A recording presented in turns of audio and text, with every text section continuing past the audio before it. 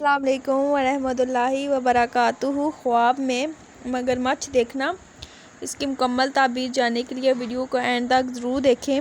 और अगर इससे पहले आपने मेरे चैनल बुशी टीवी को सब्सक्राइब नहीं किया तो मेरे चैनल को सब्सक्राइब करें और बेल आइकन को ज़रूर प्रेस करें ताकि मेरी हर आने वाली नई वीडियो आपको जल्द से जल्द मिल सके। ख्वाब में मगरमच्छ चोर, जालिम और लड़ाका शख्स है।